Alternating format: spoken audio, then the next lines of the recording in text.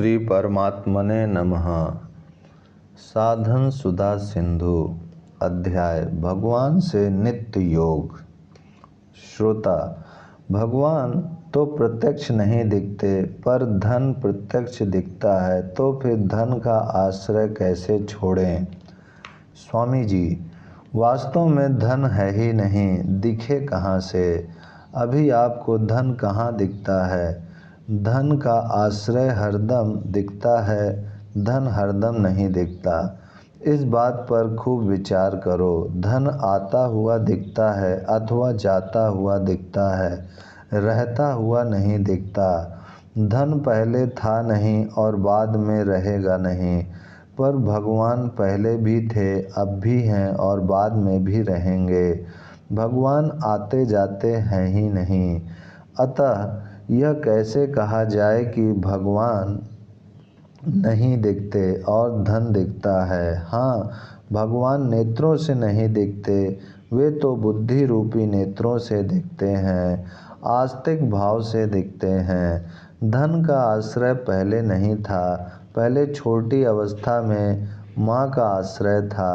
धन का आश्रय बाद में पकड़ा है, परंतु भगवान का आश्रय पहले से है। उनके आश्रय से अनंत ब्रह्मांड चल रहे हैं। उनका आश्रय पहले भी था, अब भी है और आगे भी रहेगा। उनके आश्रय का कभी अभाव नहीं होता, परंतु धन का आश्रय सदा रहेगा, यह बात है ही नहीं। धन सदा साथ में नहीं रहेगा, हम धन के साथ नहीं रहेंगे और धन हमारे साथ नहीं रहेगा, परंतु भगवान सदा हमारे साथ रहेंगे। हम भगवान के बिना नहीं रह सकते और भगवान हमारे बिना नहीं रह सकते। हमारी ताकत नहीं है कि हम भगवान से अलग हो सकें। इतना ही नहीं, भगवान की भी ताकत नहीं है कि वे हमारे को छोड़कर अलग रह सकें। जिस दिन भगवान हमारे को छोड़कर अलग रहेंगे, उस दिन हम एक अलग भगवान हो जाएंगे। इस प्रकार दो भगवान हो जाएंगे, जो कि संभव नहीं है। अतः भगवान हमारा साथ छोड़ ही नहीं सकते, इसलिए भगवान का ही आश्रय लेना चाहिए। आश्रय उसी का लेना चाहिए जिसकी स्वतंत्र सत्ता हो, जिसकी परतंत्र सत्ता हो, उसका आश्रय हमें लेना ही नहीं है। भगवान की स्वतंत्र सत्ता है, अतः हमें भगवान का ही आश्रय लेना चाहिए। वे भगवान कभी हमारे से अलग नहीं होते, हमारे से अलग होने की उनमें सामर्थ्य ही नहीं है। भगवान सर्वव्यापक हैं, सब देश काल वस्तु व्यक्ति आदि में परिपूर्ण हैं, अतः वे हमें कैसे छोड़ देंगे? अगर छोड़ देंगे तो वे सर्वव्यापक कैसे हुए? भगवान को छोड़कर हम रह ही नहीं सकते। हम रहेंगे तो उसी में रहेंगे, नहीं रहेंगे तो उसी में रहेंगे। जन्मेंगे तो उसी में रहेंगे, मरेंगे तो उसी में रहेंगे और जन्म मरण से रहित मुक्त हो जाएंगे तो उसी में रहेंगे। हम भगवान को छोड़कर नहीं रह सकते और भगवान हमें छोड़कर नहीं रह सकते। हम दूसरे का आश्रय लेते हैं, यही बाधा है। एक विशेष बात है, आप लोग ध्यान देकर सुने। बात गहरी है पर बड़ी सरलता से बताता हूँ। मैं हूँ इसका अनुभव सबको है, मैं हूँ कि नहीं हूँ इसमें कभी संदेह होता है क्या? इसमें क्या किसी की गवाही लेनी पड़ती है? किसी को पूछना पड़ता है कि बताओ मैं हूँ कि नहीं हूँ? मैं हूँ, यह अनुभव स्वाभाविक तथा स्वतंत्रता से है। मैं कैसा हूँ, क्या हूँ, यह चाहे हम ना जाने, पर मैं हूँ, इस अपने होनेपन में कभी हमें संदेह नहीं होता। इससे सिद्ध हुआ कि मैं अनेक जन्मों में था, इस जन्म में भी हूँ और आगे भी रहूँगा। अभी जागने में, सोने में, स्वप्न में भी मैं निरंतर हूँ। बचपन से लेकर अभी तक बीच में कभी मैं नहीं रहा, किसी समय मैं नहीं था, ऐसी बात हुई है क्या? अपनी सत्ता नित्य निरंतर अनुभव में आती है कि मैं हूँ। यह एकदम सबके अनुभव की बात है। इस नित्य निरंतर रहने वाली हमारी सत्ता में कभी कमी नहीं आती। कमी आए बिना हमारे भीतर कामना कैसे हो सकती है? हमारे भीतर कामना तभी होती है जब हम उत्पत्ति विनाश वाले शरीर को अपने साथ मान लेते हैं। जब शरीर, पदार्थ, परिवार आदि को अपने साथ मान लेते हैं, तब उनमें कमी आने से हमारे भीतर कामना होती है। अतः शरीर, परिवार, धन संपत्ति, वैभव आदि को अपने साथ ना माने, क्योंकि ये सब तो बदलने वाले हैं और मैं निरंतर रहने वाला हूँ। बालकपन, जवानी, बुढ़ापा, रोग अवस्था, निरोग अवस्था, ये सब अवस्थाएं बदलती रहती हैं, पर मैं सदा ज्यों का त्यों रहता हूँ। शरीर बदलने के साथ आप अपना बदलना भी मान लेते हैं, पर वास्तव में आप बदलते नहीं हैं। आपके बचपन का अभाव हो गया तो आपका अभाव भी हो गया क्या? जैसे मैं हूँ, इसका कभी अभाव नहीं होता, ऐसे ही भगवान का कभी अभाव नहीं होता। वे सदा से हैं और सदा रहेंगे।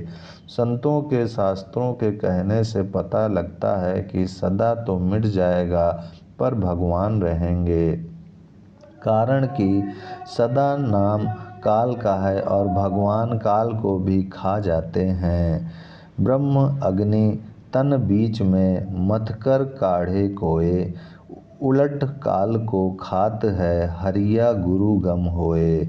9 ग्रह 64 जोगिनी 52 वीर परजंत, काल भक्ष सबको करे हरि शरणे डरपंत। तात्पर्य है कि काल भी नष्ट हो जाता है और परमात्मा रहते हैं। मैं हूँ, इसमें हूँ पना शरीर को लेकर है। यदि शरीर से संबंध ना रहे तो है पना ही रहेगा। तू है, यह है, वह है और मैं हूँ। इन चारों के सिवा कुछ है ही नहीं। इनके सिवा पांचवा कोई हो तो बताओ। इन चारों में केवल मैं के साथ ही हूँ आया है, बाकी तीनों के साथ है आया है। मैं लगाने से ही हूँ हुआ है। यदि मैं को साथ में नहीं लगाए तो है ही रहेगा। इस है में कभी कमी नहीं आती, कारण कि सत्य में कभी अभाव नहीं होता। वह नित्य निरंतर रहता है। उस नित्य निरंतर रहने वाले परमात्म तत्व में ही मैं हूँ। केवल इतनी बात आप मान लो, इसके सिवा और आपको कुछ नहीं करना है। यह एक बड़ा भारी वहम है कि करने से ही परमात्म प्राप्ति होगी। अतः भजन करो, जप करो, सत्संग करो, स्वाध्याय करो, ध्यान करो, समाधि लगाओ। इस प्रकार करने पर ही बड़ा भारी जोर है। बातों से कुछ नहीं होगा, करने से होगा। यह धारणा रोम रोम में बैठी हुई है, परंतु मैं इससे विलक्षण बात कहता हूँ कि है रूप से जो सर्वत्र परिपूर्ण सत्ता है, जिसमें कभी किंचित मात्र भी परिवर्तन नहीं होता, उसी में ही मैं हूँ। मैं और वह है एक ही है। जब ऐसा ठीक तरह से जान लिया तो फिर क्या करना रहा, क्या जानना रहा, क्या पाना रहा। मैं नित्य निरंतर परमात्मा में हूँ। यह असली शरण है, उस सर्वत्र परिपूर्ण है। परमात्म तत्व से अलग कोई हो ही नहीं सकता। उस है की ही प्राप्ति करनी है, नहीं की प्राप्ति नहीं करनी है। नहीं की प्राप्ति होगी तो अंत में नहीं ही रहेगा। जो नहीं है वह प्राप्त होने पर भी रहेगा कैसे? इसलिए है की ही प्राप्ति करनी है, और उस है की प्राप्ति नित्य निरंतर है। हम उसमें हैं और वह हमारे में है। यह सबका अनुभव है कि मैं हूँ और मैं वही हूँ जो बचपन में था। अवस्था बदल गई, समय बदल गया, संयोग बदल गया, साथी बदल गए, भाव बदल गए, परंतु आप बदले हो क्या? आप नहीं बदले। ऐसे ही सब संसार बदलता है, पर परमात्मा नहीं बदलते। हम उस परमात्मा के अंश हैं, संसार के अंश नहीं हैं। संसार के अंश शरीर को तो हमने मैं और मेरा मानकर पकड़ा है, वास्तव में वह हमारा नहीं है, प्रत्यतु संसार का है। हूँ तो है से कमज़ोर ही है, कारण कि हूँ शरीर को लेकर एक देशीय है और शरीर कमज़ोर है ही। शरीर तो नहीं रहेगा पर है तो रहेगा ही। है परमात्मा समुद्र है और हूँ उसकी तरंग है। तरंग शांत होने पर भी समुद्र तो रहता ही है। अतः हमारा स्वरूप है से अभिन्न है, इस बात को आप मान लो, समझ में ना आए तो भी मान लो। अतः हमारा स्वरूप है से अभिन्न है, इस बात को आप मान लो, समझ में ना आए तो भी मान लो। इतनी बात मान लो कि मैं उसका हूँ। ऐसा मानकर जप करो, कीर्तन करो, स्वाध्याय करो, सत्संग करो। हूँ का है ही है।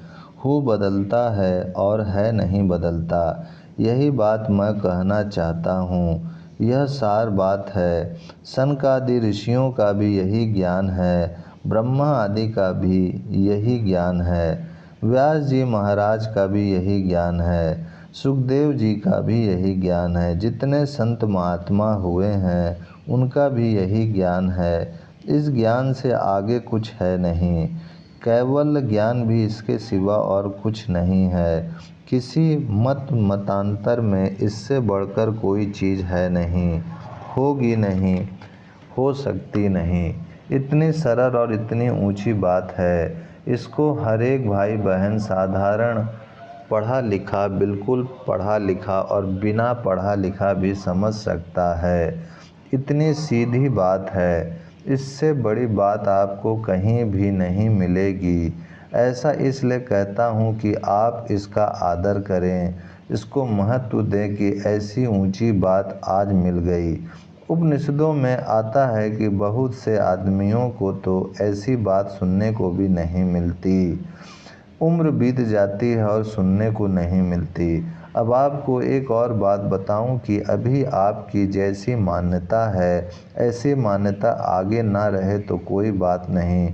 आप घबराना नहीं कि हमें यह बात हरदम याद नहीं रहती। आपको अपना नाम हरदम याद रहता है क्या? हरदम याद ना रहने पर भी जब देखो तब दिखता है कि मैं अमुक नाम वाला हूँ। इसी तरह यह बात हरदम भले ही याद ना रहे, पर विचार करते ही यह चट याद आ जाएगी कि बात तो ऐसी ही है। इससे सिद्ध होता है कि यह बात मीठी नहीं है, इसकी भूली नहीं हुई है। इसकी भूली तब मानी जाए जब आप इस बात को रद्दी कर दो।